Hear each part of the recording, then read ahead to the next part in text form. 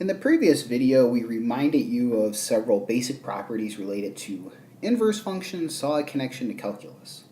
In this video, what we're going to look at is how do we differentiate an inverse function at a point, that is f inverse prime at some value a. Now, one might think, at least naively, that in order to differentiate an inverse function at a point, you need to know the inverse function. And luckily for us, this is not true. The formula is given as follows. F inverse prime of a is 1 over f prime f inverse of a, as long as you're not dividing by 0.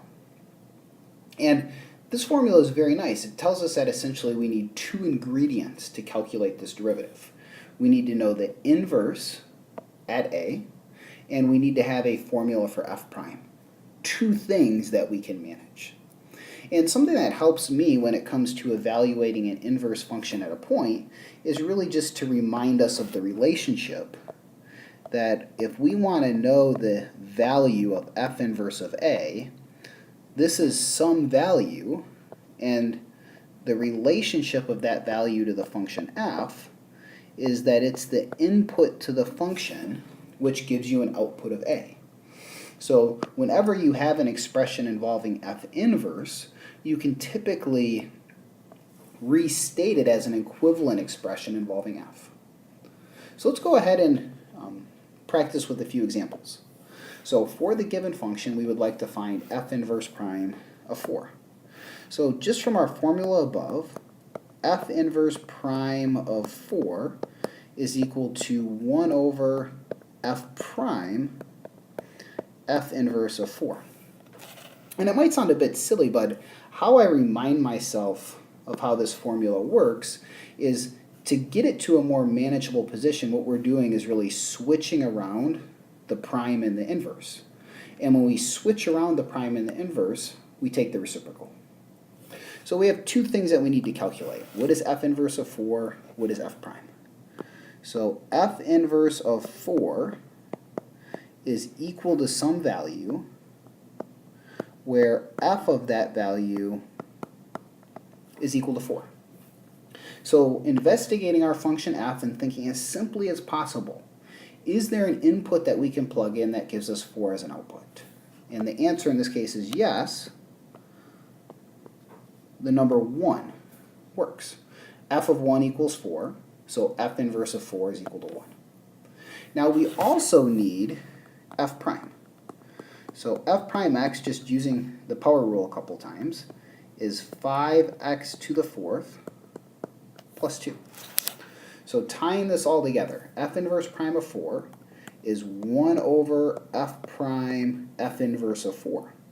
But we've just seen that what f inverse of 4 is really just the number 1. And then 1 over f prime 1, if we plug 1 into the function f prime, we would get back 7. So the value of the derivative that we would like is 1/7.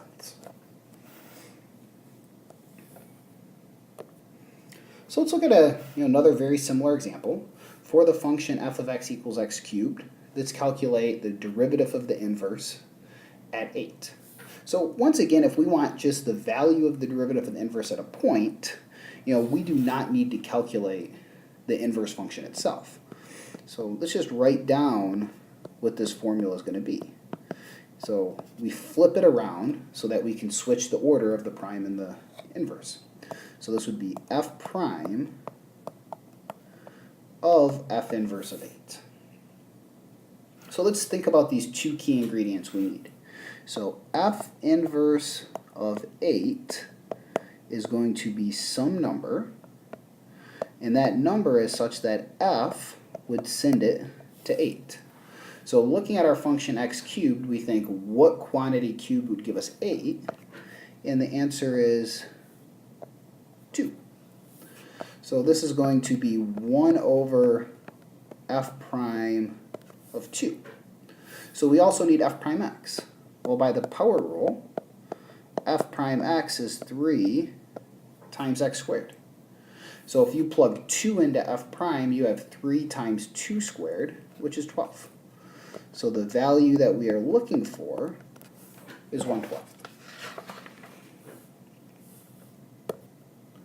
So one last example using this new formula.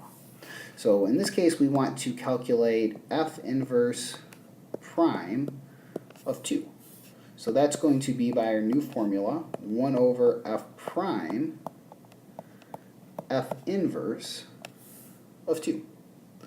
So f inverse of 2 is going to be some number such that f of that number is equal to 2.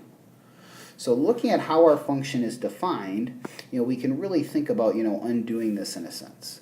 If we have an output that's 2, we're taking the square root of 4.